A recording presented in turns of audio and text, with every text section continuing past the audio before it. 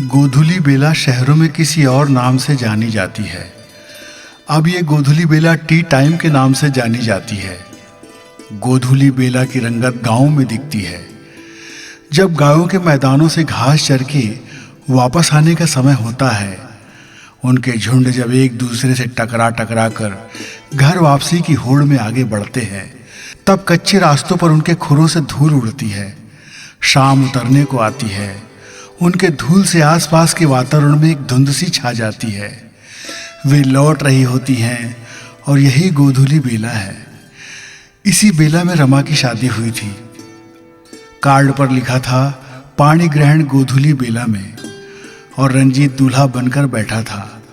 रमा के साथ उसके अग्नि के सामने फेरे हुए, और अब दोनों अमेरिका के लास वेगास में हनीमून मनाने आए हैं। यहाँ उनके अंकल रहते हैं, जिन्होंने उनके रहने का इंतजाम किया है। कुछ दिन की सैर और मौज मस्ती के बाद दोनों की वापसी हो गई। रमा अपनी प्रैक्टिस में व्यस्त हो गई और रंजीत अपनी प्रैक्टिस में। उनकी शादी तो हो गई थी, लेकिन उनके दिल कल की दुखद यादों में कहीं और थे। वे शरीर से एक हो रहे थे, पर उनके दिल से उनकी पुरानी यादें नहीं जा रही थी। लेकिन दोनों इस पर खुलकर बातचीत कर इस काले अध्याय से मुक्त होना चाहते थे। रमा जिसके साथ रहने का मन बना चुकी थी, वो रमा का नहीं हुआ। रंजीत जिस पर जान छिड़कता था, वो रंजीत की नहीं हुई। शाम का वक्त है और ये चाय का समय है। दोनों अपने आलीशान मकान के खूबसूरत लान में बैठे हैं। उन्होंने एक दूसरे से अपना अतीत नहीं छुपाया था। अपने अपने संबंधों को लेकर उनमें खुल के बातें हुआ करती थी। वे नादान नहीं थे। उन्होंने काफ़ी सोच समझकर साथ रहने का फैसला लिया था और अपनी मर्जी से शादी की थी। मेडिकल की अच्छी पढ़ाई के बाद उनका इस शहर में शानदार करियर था। रमा चाय की प्याली थामे उदास ढलती शाम को देख रही थी। पास में बैठा रंजीत भी खामोश रमा को घूरे जा रहा था। पतले गाउन के भीतर से झांक रहा रमा का आकर्षक शरीर रंजीत को उत्तेजित कर रहा था। रंजीत ने रमा की उदासी दूर करने के लिए बातचीत शुरू की। क्या सोच रही हो रमा? कुछ नहीं, बस यूं ही सोच रही हूं, जिंदगी भी कैसा इम्तिहान लेती है। हम दोनों के साथ जो हुआ वो भुलाया नहीं जा सकता। और देखो, ये सब हमारे ही लोगों के सामने हुआ। रंजीत ने कहा, ये दिल भी अजीब है रमा। जिस पर आता है वो किसी और के ख्याल में डूबा रहता है। और सबसे मुश्किल तब होती है जब आपको पता चलता है कि आपका प्यार एक तरफा था। जिसके लिए आप दिल बिछा कर रखे हैं, वो किसी और के हसीन ख्याल में डूबा है और उसे आपकी रत्ती भर भी परवाह नहीं।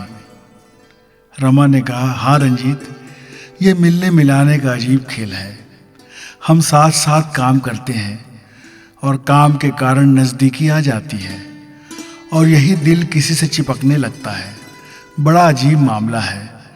शहरों की आधुनिक जीवन शैली और कामकाज के तरीकों ने रिश्तों को अलग पहचान दे दी है। अब वैसा संकोच नहीं रहा और न ही परहेज। तुम इला के साथ थे और मुझे साकेत के साथ काम करना पड़ रहा था। इला रोहन की दीवानी थी। क्या खेल चल रहा था उस वक्त। अब सोचो तो लगता है कि ये रिश्ते किस किस मोड़ से गुजरकर कहाँ आ जाते हैं।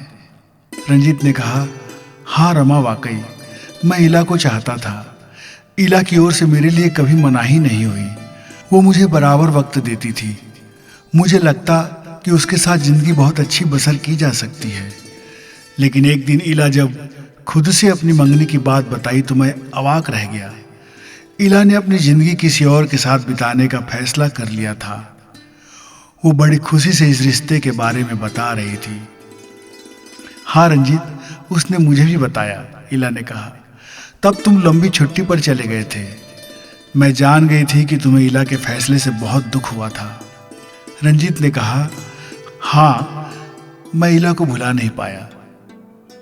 मैं उसे भूलने की बहुत कोशिश करता, लेकिन वो मेरे दिल दिमाग से बाहर ही नहीं होती थी।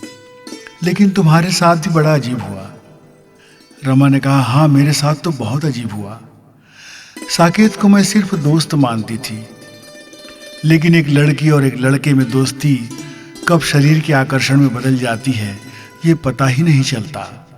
साकेत मेरे करीब आना चाहता था, उसकी हरकतें मुझे उत्तेजित करने की कोशिश करती, लेकिन मैं इन सब से फिलहाल दूर रहना चाहती थी क्योंकि मुझे आगे की पढ़ाई करनी थी।